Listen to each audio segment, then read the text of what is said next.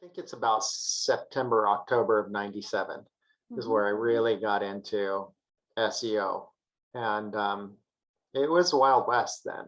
And what was really cool about Google was that they were very SEO friendly, where other search engines hated us. We were like hackers to them. But so he went over to my computer after work and he logged into a major search engine that he worked for and into their intranet, into their back end.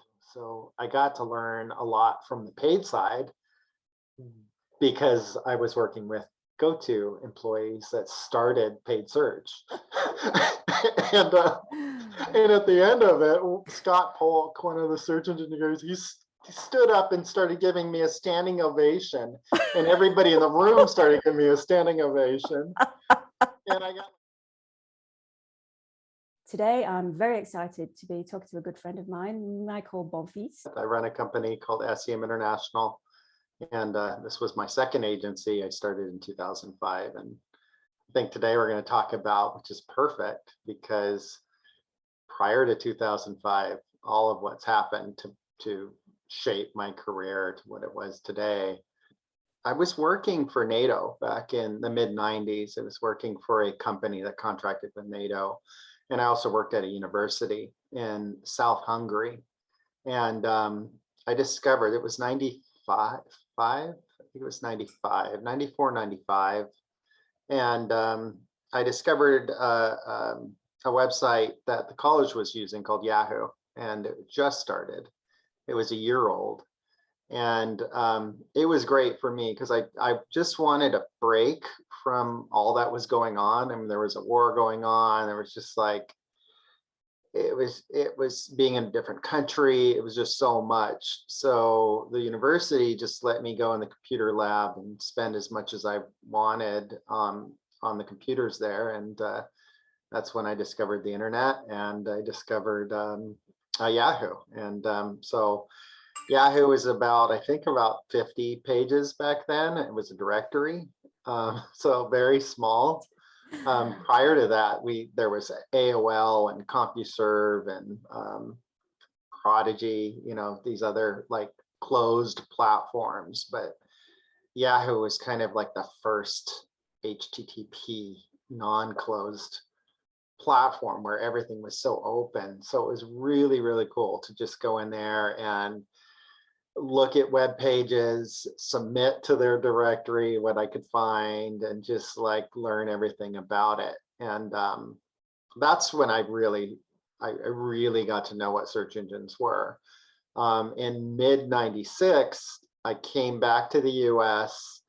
I got a job for a real estate company as a relocation assistant, and quickly got bored after 3 months and said, hey, why don't you guys let me develop a plan, a program where I could take things from the internet and make them into real estate leads, whether they're going to buy something or sell a property all across the country.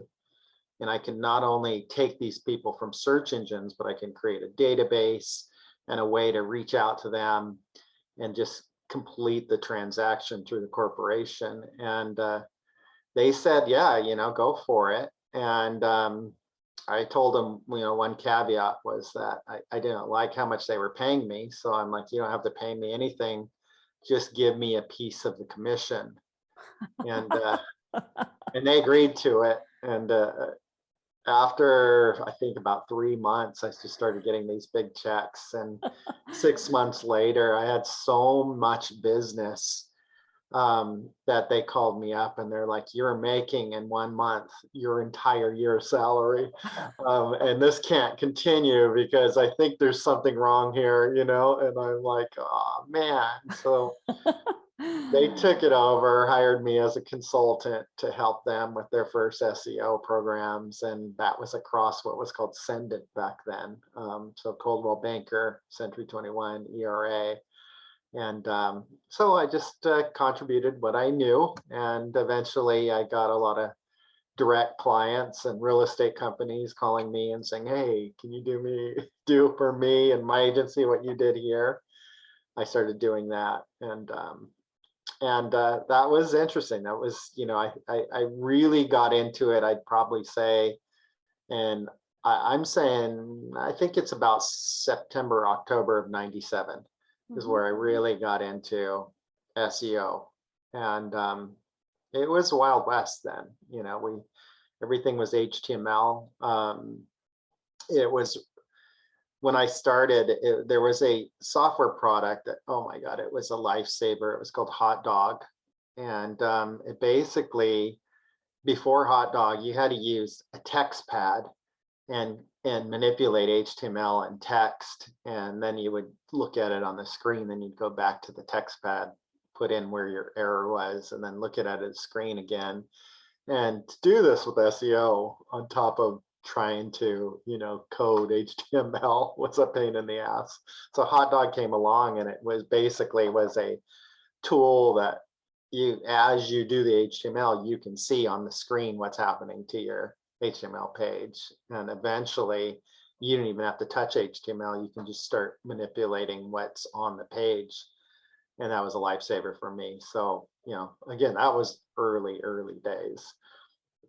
Search engines that we had to deal with, there was a few.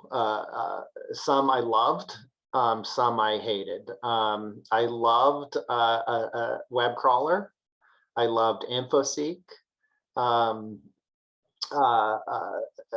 There was another one, Alta Vista, which was really big. I hated Alta Vista. It was hard to break them at first.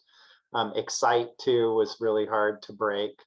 It was just a little challenging. It's not that I couldn't do it. And then Hotbot was another search engine that was like, that seemed like a whole different challenge. Everybody was trying to outdo each other with their search engines. And funny enough, it depended on the search engine or / directory, how they related with each other. Right. So Yahoo might put in another search engine for search, and another search engine might take Yahoo's directory and put it into theirs. It was really, really confusing on who had what partnership until this guy named Bruce Clay came on board, and he did what's called a Bruce Clay search engine relationship chart. And you could search for it on Google Images and probably find the original one. And you can see it's a great chart just showing a graph of how everybody and everything is related with all those old search engines back in the day. Could I just jump in really quickly? So I hate interrupting because I'm really enjoying your story, but you mentioned about why did you love, so you're saying that you loved some of the search engines. What was it that you loved about them? And which ones, why did you dislike? Well, some of them were just so easy, like InfoSeek. You mean easy to rank on, basically? Oh my God, okay. Yeah. So it was just basically a client calls us up and says, hey, InfoSeek's updated every day, right? So, and InfoSeek was so basic. You can just put in a lot of keywords on the page. You just stuff the page on the bottom of the page, and you just make those keywords white. And then they're like, hey, I'm not ranking on the search engine. And you're like, okay, just go back tomorrow, go to InfoSeek, which is really popular, put in this keyword, and I guarantee you'll be #1. So we'd rush into stuff that page as much as possible with that keyword. Oh God, I wish it was still that easy. Press submit, and sure enough, it was there. So it was like, Jesus, so it's kind of funny. Other search engines took a little while to index, but it was interesting then. So generally what was working across all of it? Was it a similar thing across all the search engines? No, everybody had their own algorithm. So, the way that they coded their spidering technology and what they looked for. So backlinks weren't, I believe there, I don't remember completely, but I believe there are search engines. Maybe it was not InfoSeek, but Alta Vista or Excite, where they did put links or started to put links as a relevancy factor. There was a human directory called DMOZ, And DMOZ was you can apply to be an author there, and you can pick a category that you were in charge of, and you would review the websites that people would submit. So of course I put my name in there and reviewed my own websites and changed the title and everything so that I came up prominently in DMOZ. Also another word for it is called Open Directory. Can you remember But it what was really, category you were in charge of? oh God, I had a bunch of real estate categories. I had like some business and technology. I think I had about 30 of them. But the funny thing is that, oh God, well, it's a thing of the past. I couldn't be in all these categories, so I just made up phony names of people with phony email addresses. And so I would have all these different personas, I think about 20 or 30 personas, who all became like directory editors.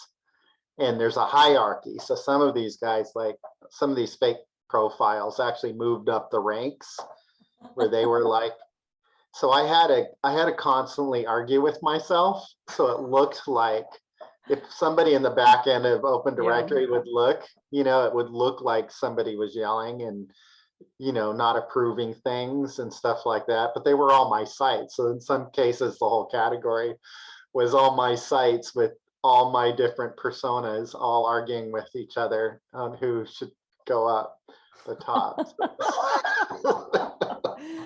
Oh, I mean, we've all been there having like using different personas, but I don't think I've ever taken it to that level of having to argue with myself before.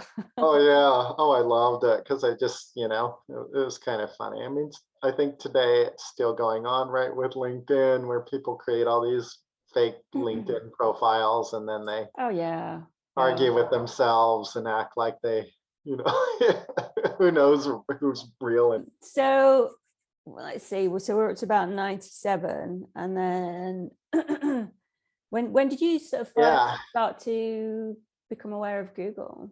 So in 98, Google came along, and a couple others. Ask Jeeves, which was a question and answer like type search engine, Dogpile, and some of the meta crawlers.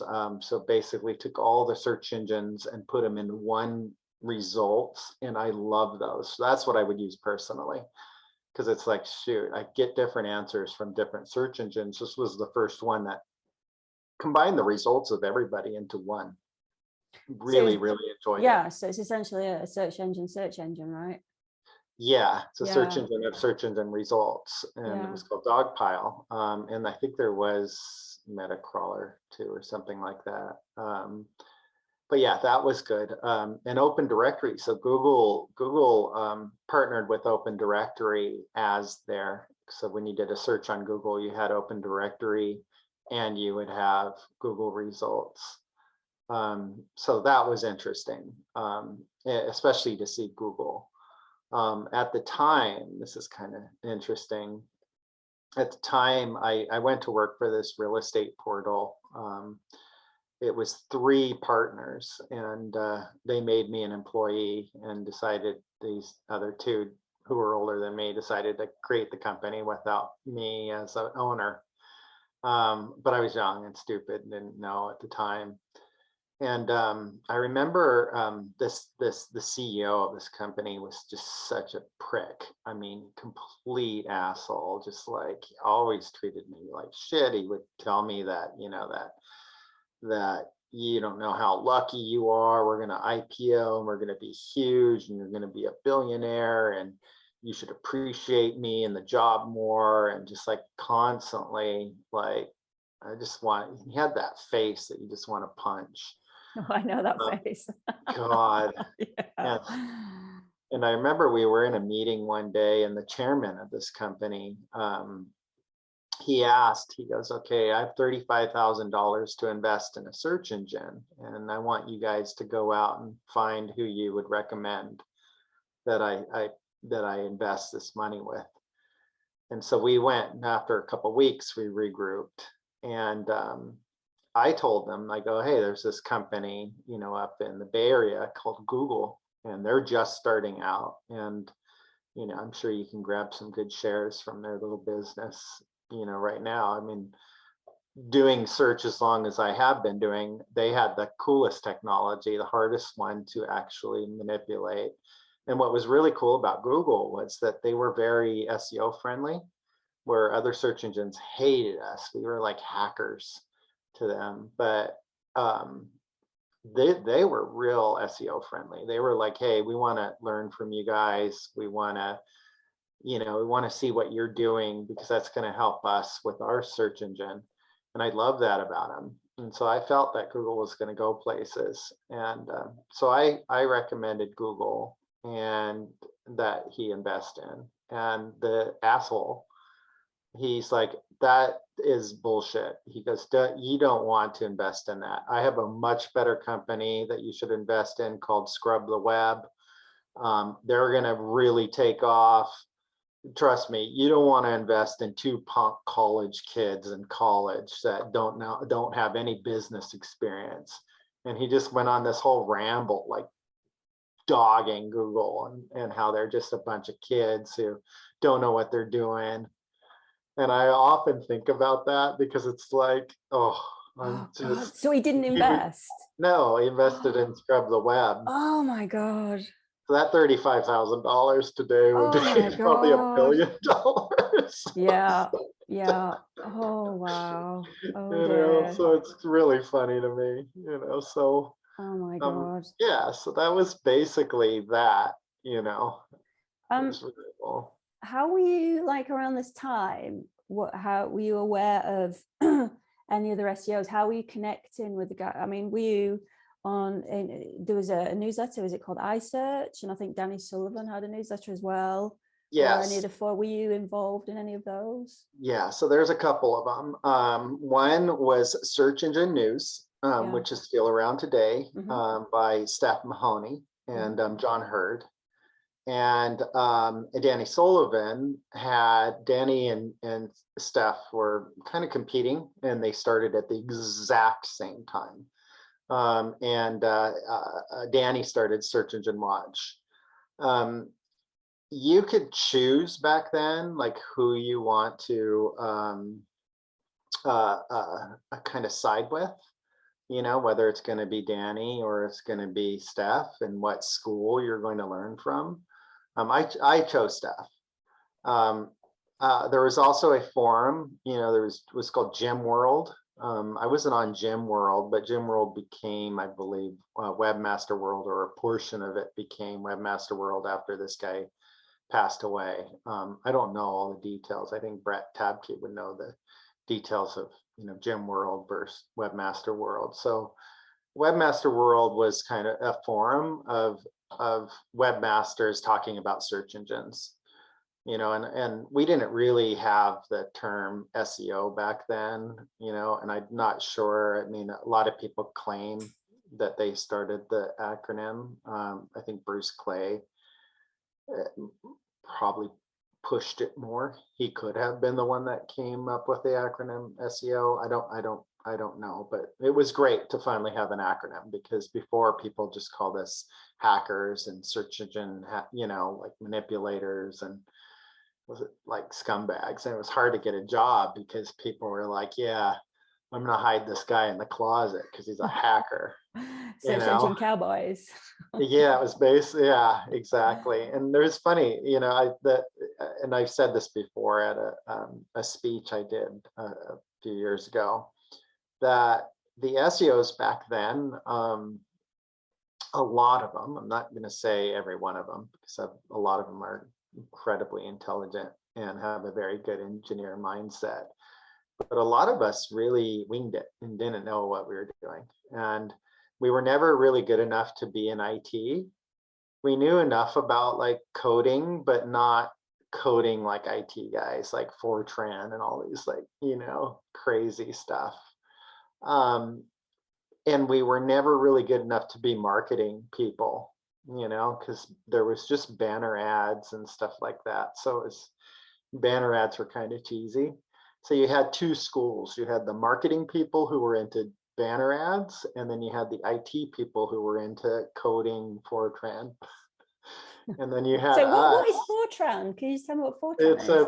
yeah, you might want to search for it. It's basically programming languages, old programming languages back in the day. And anyways, so, a lot of us aren't that level of IT engineers,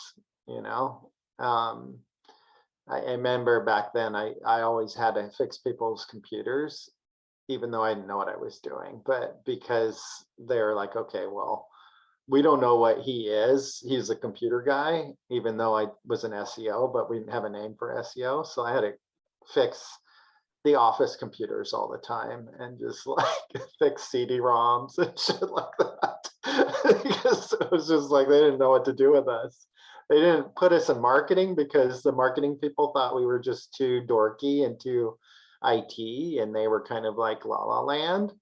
And the IT people were like super smart engineers, a lot of them from India back in the day, and they didn't understand what they were like, no, you guys are marketing says you're IT. And so we didn't know, nobody knew what to do with us, kind of like had our own thing somewhere in the middle. But we were useful. We can fix computers and do SEO. So anyways, back to your question.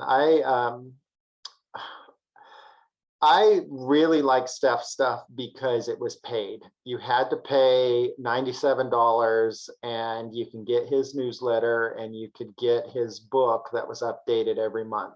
Search engine news, right? Search engine news, yeah. And it was so good, so detailed. And Danny was like banner ad supported, right? So he had people advertise in his newsletters and stuff like that. And so back then, I always thought, why would you have a public search engine newsletter for stuff that we're all trying to secretly do in the background? Why would you publicize our secrets? It's like think about a hacker, because that's kind of like how we were. We're kind of like hackers, not as good as a hacker, but like I said, I was like, I can't believe Danny's like spilling the beans to everybody about, what's working, what's not working. And he's making money because he's like getting advertisers on his newsletter. And that's the reason why I went to Steph. And Steph also had a guy named John Hurd working with him. So it was basically John and Steph. And John started a company called IP Delivery, or a website called IP Delivery, which was the invention of what was called cloaking. And cloaking was it was basically identifying the spider and then redirecting the spider to a coded page and redirecting a user to another page. So in a way, it's fine. My thought was it's fine as long as it's relevant, right? So you put in running shoes, and you can tell Google, this is my keyword stuffed like page, coded page that Google loved, but a human would look at that page and they would barf in their mouth. They're just like, there's nothing I can do with it. So I can deliver the human, to my running shoes store, and deliver Google that page that was optimized for that keyword. And that, which I thought was great. And so he created this technology to do that. You pay for it and then you implement it, and it was fantastic. The problem is that a lot of us in the SEO industry, they had a choice. You either go corporate or you go affiliate. And especially in Webmaster World, that we had a lot of affiliates, and they were out wanting to push Viagra, push porn, push whatever, casinos, online casinos, everything on the affiliate side, and they were making bank. So what they did with cloaking, they would take every keyword, no matter how legitimate it was, running shoes, and redirect them to a porn site or to Viagra site or something like that. and make money, on distracting consumers. And this, of course, was something search engines didn't want. And if they caught you, back then they would blacklist you. It was very manual on how they would, if they caught you doing something like that, and they would put your information into their back end and block you from being in search engine results. Did you do any affiliate, or were you just mainly corporate? No, I didn't do any affiliate. You stayed on the right I side. watched my friends do affiliate, and Make shed loads of money, right? Oh my God, some of them have done so well. And it's like, I know one in particular, and she started out with very little. I mean, she had really tough life. And so it turned everything around. She made millions of dollars and just was very philanthropic. And so she's just, such a sweet-hearted person, but it was just so awesome to see how she moved search into affiliate and really took advantage of that. And I always salivated over that, because it was like, wow, I wish I could do something like that instead of being on the corporate side. So why didn't you? Why did you stick to corporate? Because I was making bank with the real estate stuff. Oh, okay. Right. And then so I you went were doing okay then. Yeah, I was doing okay. And then I went to that real estate portal, and I had my own clients. So what happened to me was a company reached out to me, and they said they wanted to interview me for a director of search position at a search engine. And I'm like, as an SEO working at a search engine, this is like, oh my God, this is a dream come true. How did they find you? How did they come to you? Do you know? I don't know how they found me. They found me through a recruiter somehow. And then I went to Santa Monica, and the holding company was called E-Companies. And E-Companies was made up of a guy named Jake Weinbaum, who ran all of Buena Vista, or Disney's digital properties, and Sky Dayton, who was the founder of Earthlink. And Earthlink was the first big ISP in the country. And so Earthlink, Sky Dayton back then was equivalent to Elon Musk today.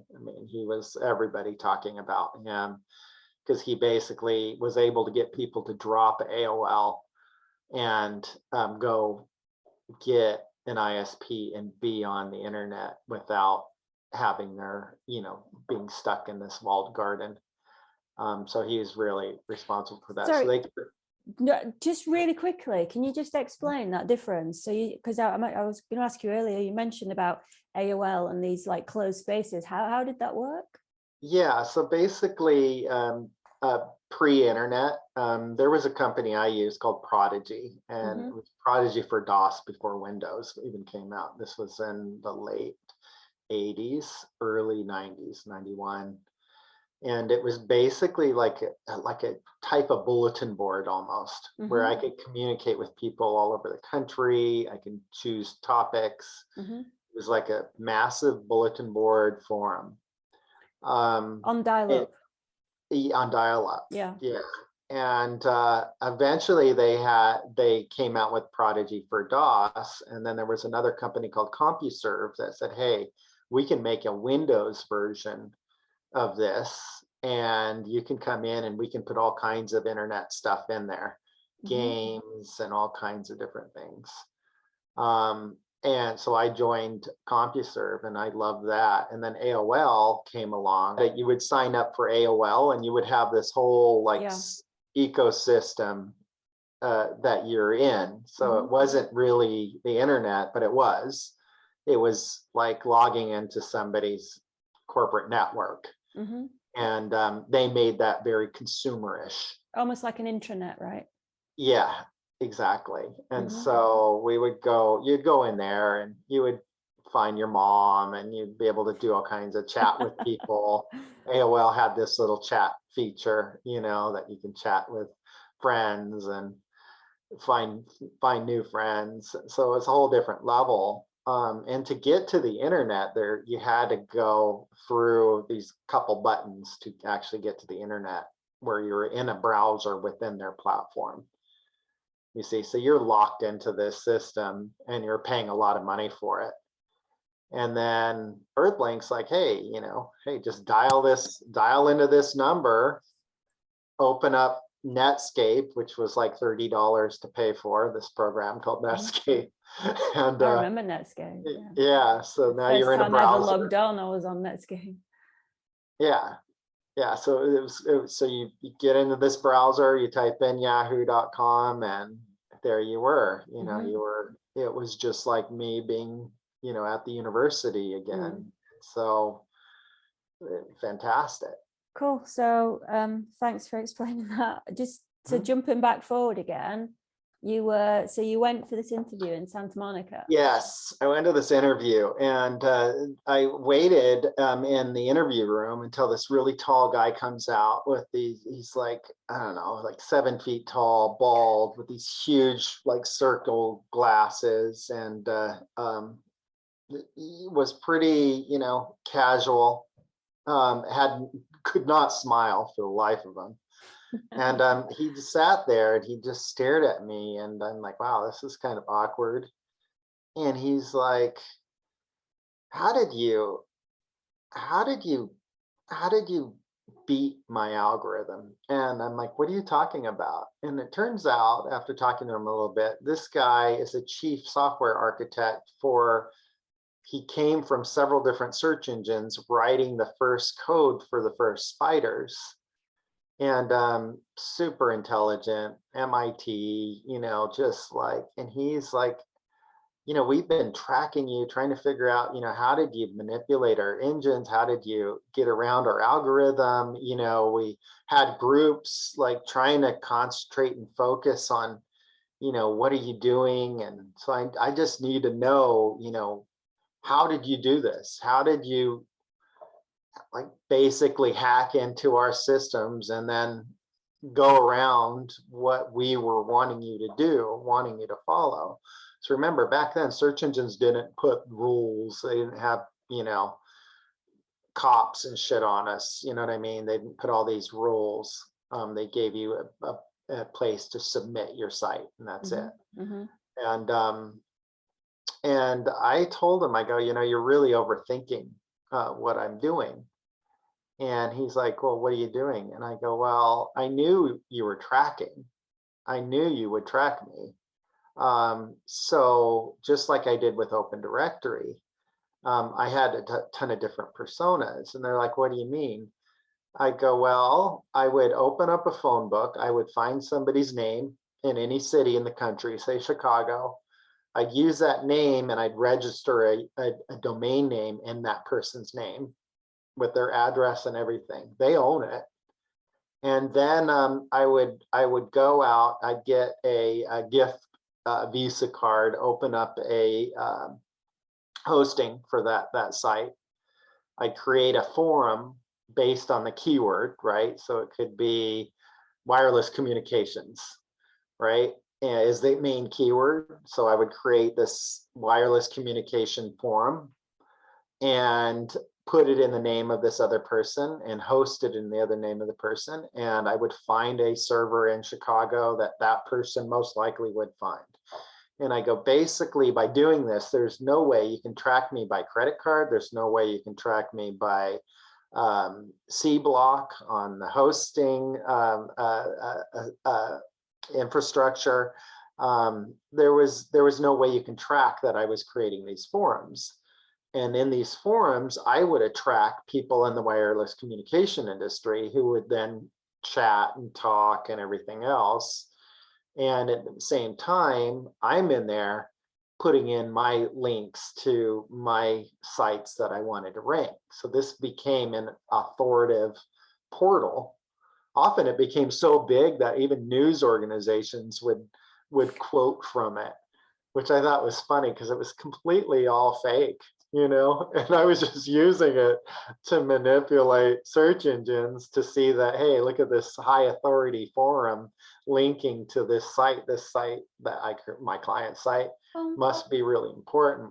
How long did it take you to like set the forum up and then get it to a high authority? It wasn't that long because there was a lot of tools out there that were plug and play free to create forums, so it didn't But take then long. getting people onto the platform and things, was that easy? It was pretty easy because wireless communication as a URL came up high because you can buy the URL with the keywords in it. And when somebody types in wireless communication, search engines would give that URL, the name of that URL dominance, right? So all I needed to do was to put some keywords, wireless communication keyword, wireless dash communication.com or .net or whatever I had was the URL. The title tags, everything was wireless communication. And so when you would search for wireless communication, I would come up number one. That forum would be number one, by far number one. And then you're just using that to point links to other sites, right? Yeah, and so many people that search for wireless communication, which are mainly engineers, would go on this forum, and now they have a place to talk. They have their own webmaster world. And then while that forum was there, I'm like, shoot, I'm going to put in the links in this forum to, oh yeah, have you heard of this company, blah, blah, blah, which was my client, because I knew that would be linked. And so now I've got the link, I've got all of these things. So it's like, and if the client doesn't want to work with me anymore, I just delete his comments out of my networks of forums. So how many forums did you set up? 150. Wow. So you're like the original PBN link farm kind of. Yeah, pretty much. Wow. Or one of the originals. I'm sure there was a bunch of other Yeah, people doing yeah. this, So. Oh my God. So the guy, the 7-foot guy with the glasses, what was he called? Yeah, he was, what was that? What was he called? Jim Gilliam. Jim Gilliam. So Yeah. what did he say when you told him that? He was laughing and he's like, oh my God, you were so hired. And he's like, we really need you, at business.com, which is basically a search engine, purely B2B. And he wanted me to be search director in charge of all the SEO. And I hired a guy named Gallant Chen. And actually, I'm not sure I hired him. I think he was already there. He went under me so I can teach him about SEO and about all of this stuff. And Gallant, great guy. He went off funny enough, he went off to Apple, to work for Apple, and then eventually worked for SurveyMonkey, where he hired Eli Schwartz and taught Eli Schwartz everything about SEO. And Gallant introduced me to Eli because Eli wanted to go into the international space. So Eli says that, it was one of his first mentors. I'm so proud of that because I think Eli's a little genius, but it's kind of interesting how you see from first generation to second or third, or you know what I mean, that how we kind of all taught people throughout the years. Just quickly ask you, just before we move on, how did you come up with that idea for the forums? How did you stumble onto, to know how to do that?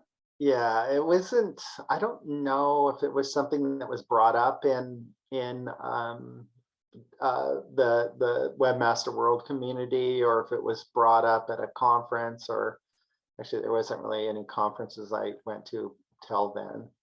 So it's just something I came up with. I mean, it was Wild West, we could come up with whatever we wanted to. And so Jim, they hired me at business.com, and he's like, I've got a little treat for you. And he goes, but you can't tell anybody. And I'm only going to give you access for 24 hours. And I'm going to pretend like you did this yourself, and I'm okay. So he went over to my computer after work and he logged into a major search engine that he worked for, and into their intranet, into their back end. And he's like, I just forgot to log out. I'm telling you right now, I forgot to log out. Do what you want. I'll be back in the morning. So the whole entire night I was in this search engine, just learning everything about how they blacklist. I looked at blacklisted sites. I looked at every single thing So imagine you were at Google and Oh working my for Google, or I God. mean, it wasn't Google, the search engine, but as an SEO to be in the back end of a search engine, to just see it from that viewpoint. It Wow. was like a kid in a candy store, because I've been doing all this for years, right? Already from Keys to 97 the until, castle, isn't it? Oh my and God. yeah, it was awesome. And so I was up all Oh, night and night, learning yeah. so much. And he came in the morning, he's like, "You're still here?" He goes, "You better log out of that." And I logged out because I could get in trouble for logging you into that search engine because I don't work there anymore, but and I asked him something, and this is key to this interview, actually. And I brought this up with John Mew. I had a keynote with John Mew a couple of years ago in Milan, and I brought this up, and he said it's still similar. But I asked Jim, I go, what I was looking for and I can't find is the mathematical equation. I go, there's got to be an equation that tells me what you guys are exactly looking for to rank any keyword. Yeah. And he's like, well, yeah, it was. He's like, it was an equation, but thanks to you guys, you've changed the equation. And I go, what do you mean? He goes, well, for every keyword, we had an equation, and then there is the more websites that go for that keyword, for one, and how many searches there are for that keyword changes the algorithm per keyword. So every single keyword has its own algorithm that's based on supply and demand, to the point we don't know what the formula is for anymore. So as a search engine, we don't even know how to rank for that keyword, because the more people that are competing for that keyword, the more that it keeps changing itself. Did they do that by machine learning then?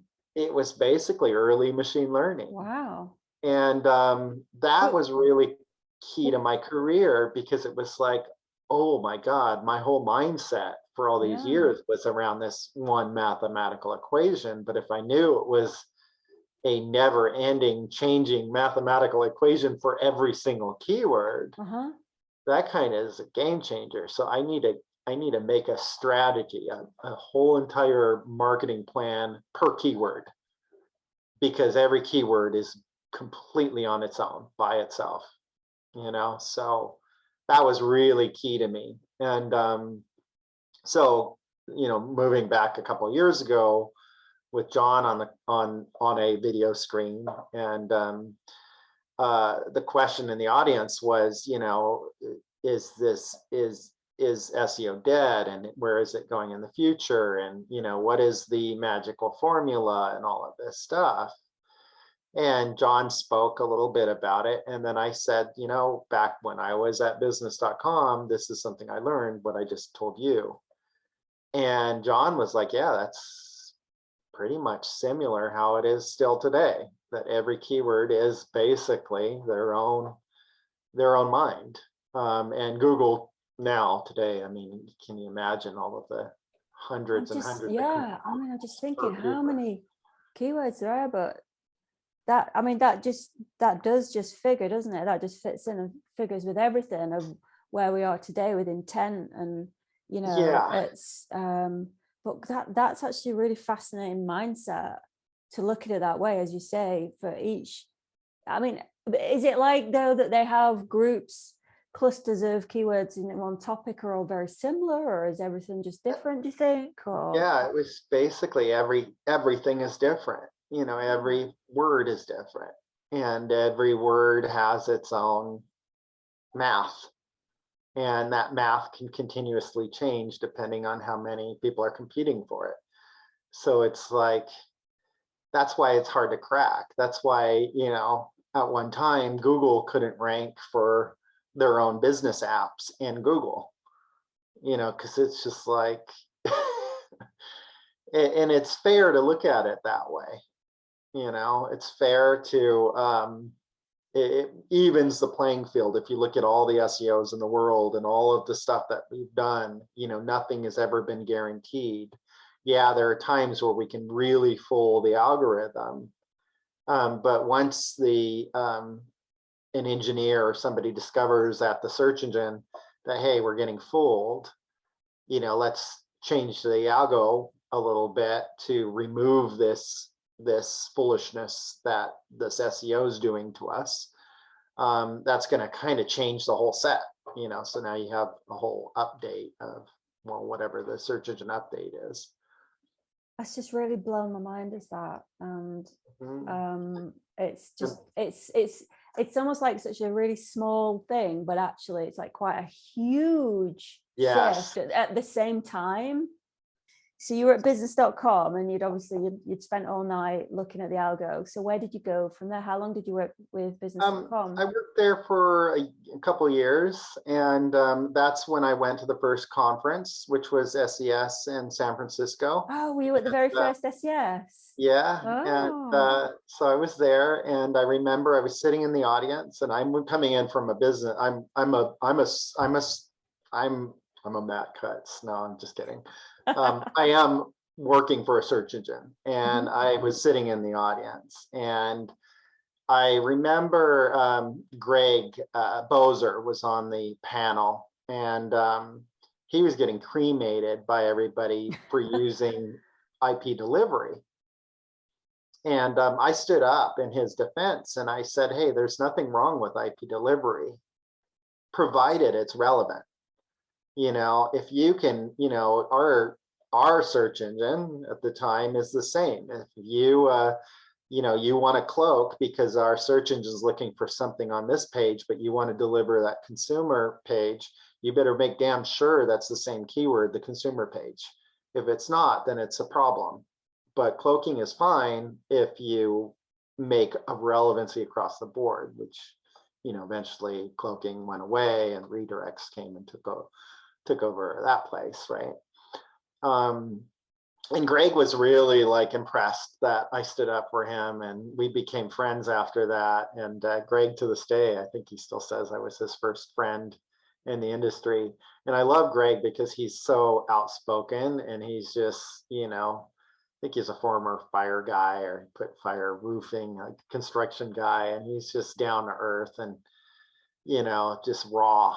And remember Jill had a table, and she was super shy. And she was talking about content, and that was the first time somebody actually just talked about content and content marketing and niching from search. It was really nice. Oh my God, eventually you saw that. You saw people that are just good at link building, people just good at content, people just good at coding. So eventually it became more and more of that, where people weren't everything, and fixing computers. Pretty soon they were they actually had their niche, and that was really nice. So after business.com, I started an agency with this other guy. What I did, which was very new to the industry back then, was I discovered these hackers, true hackers, that would Trojan horse a browser, and when you searched on Google for running shoes, they would pop up an ad. And they Trojan horse the browsers by putting their Trojans in a download like Napster. So if you wanted to steal songs, you would download Napster. You could steal songs, but in exchange for downloading Napster, you agree to them to put this Trojan horse in your browser. And I thought, wow, this is great to put into the search industry. So now we have SEO, we've got paid search, and we've got this display mechanism.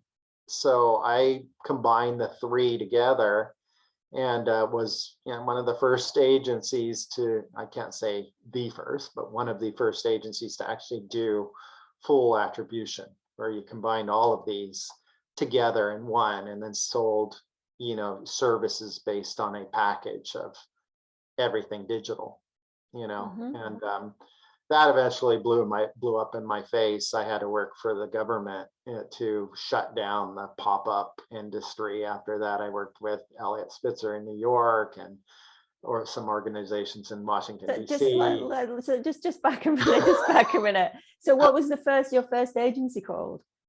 Traffic vendors. Traffic vendors. So you were responsible for spamming everybody with pop-ups. Yeah, basically. I mean, we didn't build the technology. We just sold it to clients and we brought it to the search industry. So one of the search engine strategies in New York, we were a big pitch to the industry about, what we have and what we're doing. And yeah, and so it was So fun. how did you go from that to working in Washington and with Elliot Spitzer in New York?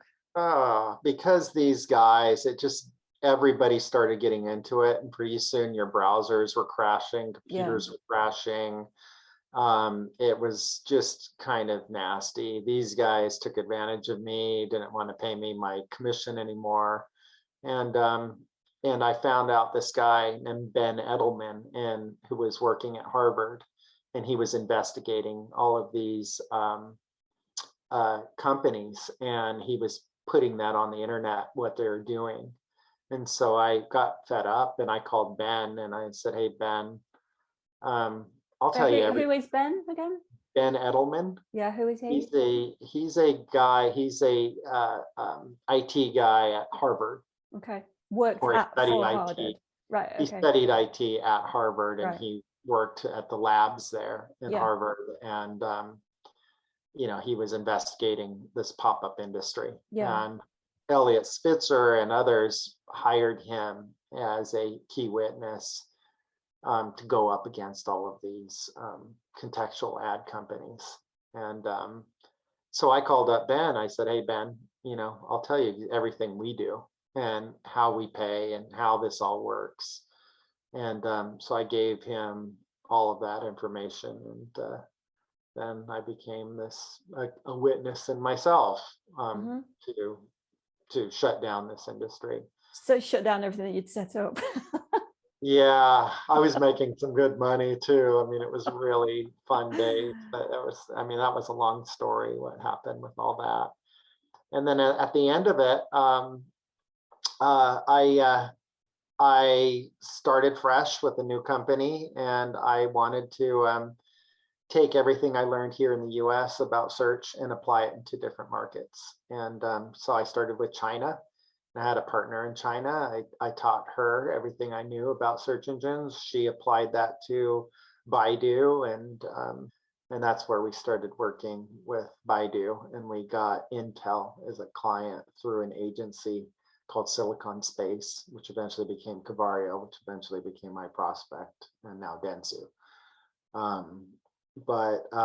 We started with Intel and launched them successfully in China. They loved what we did, and from there on, they asked us to do things in different markets, and other agencies came and said, hey, we want to do SEO in these markets. And then now my business was formed. And what kind of year was that? Are we looking at now? I started from 2005. That was about 2005. So just coming back a little bit to the conferences. So SES being the first, and that was the first conference you went to. Obviously, it was the first conference, isn't it? So did you go to the first PubCon in the US? No, the very first one was actually in London, wasn't it? Yeah, I didn't go to the London one. I'm pretty sure I went to the one in the US. And so, starting in Las Vegas, I definitely was always at the Las Vegas one as a speaker. I got to know Brett, and I got to know a lot of the guys who are Webmaster World. So, PubCon is really based off of Webmaster World. And there was a guy named Barry Lloyd who was really prominent on that. Great guy. I still talk to Barry a lot. And Mike Mackey, another one. Did you know Mike Grehan? Yeah. Grehan. It's Grehan. It's pronounced Grehan. Mike Grehan. Yeah. So Mike, he's pivotal in this industry and knows a lot of history as well. Spoke to him last week, actually. Okay. Very interesting guy. Great story. Very entertaining. Very entertaining. His stories are fantastic. Yeah. I love Mike, and I met Mike through Barry, and loved him. And just a wonderful person. And So in the really early days, Google actually used to invite a lot of the SEOs, didn't they, to talk, to go to Google and to discuss. They used to, so they get them involved. Were you involved in that at all? Yeah. So back in those days, so Google was very new. They had a campus, a small campus of wooden buildings, wooden brown wood, Mountain View, I think. Mountain View, yeah. Yeah. And there was a guy named Craig Silverstein, who was their very first employee. And he was a data engineer, super geeky. You know, like I told you before, somebody who's like beyond me. I mean, so smart. And it was really cool because I get to meet him and talk with him and learn little bits and pieces about what they're doing when Google invited us to their campus for a kind of an appreciation party. So what would happen? Like, you know, what was the event? How was it structured? Well, it was called Google Dance. Google Dance, the very first one. Right. And I continued to go with them after that. But the first one was great because they were just 130 employees, and Larry Page was riding a skateboard around and saying hi to people, and he would interview, I think, Jen Slag and a couple others in our industry and just sit with them and talk. And I got to know Eric Schmidt, who is the CEO of Google, and had lots of conversations with him about rafting and things like this. So, I mean, what was cool was that they were awesome to us, you know. And there's a guy named Tim Mayer, and he's from Yahoo. And Yahoo was huge. They were the dominant. So Google was chump change. So Tim would come to these events too. And, you know, I really wanted to know Tim. And, but he was so like high end, I was kind of shy, like he was like rock star. Eventually, Tim and I became good friends years later, but like it was just kind of, you know, all these rock stars in the industry back in the beginning. And now they're billionaires and stuff. I mean, it's like, wow, it's just, so GoTo, this is another piece that's very important. So the site called GoTo, and there's this guy, you could look it up, I forgot his name, but he started GoTo. And his idea was people can pay to have a search engine purely pay results. And whoever pays the most gets at the top of the search engine. And eventually that was bought by Overture. And I remember when I was at business.com, we were hiring all of the people that were getting laid off from GoTo. So I got to learn a lot from the paid side because I was working with GoTo employees that started paid search. Wow. It was really interesting. And I said this before, that all the people who really sucked at SEO, they moved to paid because they can easily rank for their clients. Then they're like, yeah, I remember with InfoSeek, you know, they're like, yeah, just go to GoTo, you're number one there. They needed to raise money. They were burning cash, and so they needed to copy GoTo's model. So there would be no Google if it wasn't for GoTo. And the guy who invented GoTo, he is, you know, he invented GoTo. He started that paid search model, which that model was brought into Google. And that's what helped them create the search engine and get those new investors in and everything else. So it's like, you know, that's really important. I remember the PPC back then was 2 cents, 3 cents on GoTo. It was just like ridiculous. Google bought Overture, didn't they? I think it was Yahoo that bought Overture. I don't remember. It might have been Google. I don't remember who it was. It could have been Yahoo. And then eventually Google, and there was Ink2Me as well. Maybe they bought Ink2Me actually. Yeah, something like that. Yeah. And then I remember Yahoo made the decision of dropping Ink2Me in Overture for Google for the results. And so every time you went to Yahoo and did a search, Google made a smart deal with them by putting their logo in the search results of Yahoo.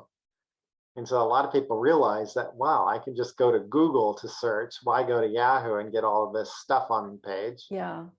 So that was Yahoo's fatal mistake, because they just like lost all their clients and business to Google. by doing that. So it's kind of interesting. What so when you used to go to like the Google dances and everything, at what point do you think did you start to feel the shift in the power of? Yeah, I mean, that was the early 2000s when Matt Cut started coming to the conferences. And so it's like to have, for me, for business.com as a search guy, coming from a search engine to see what's going on, I was coming from an SEO perspective. I wasn't coming in from representing a search engine perspective.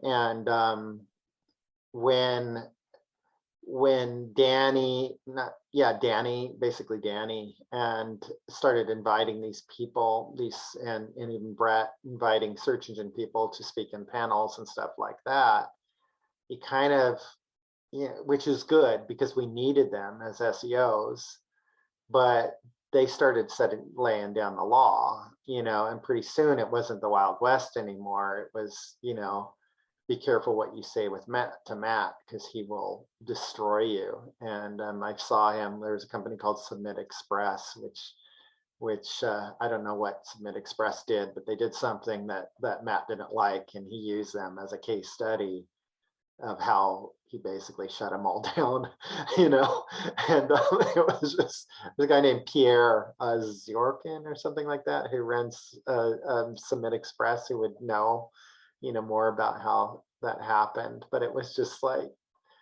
that was really a big change, because now you've got Google at these events. Now we can't really tell our secrets. Nobody wants to,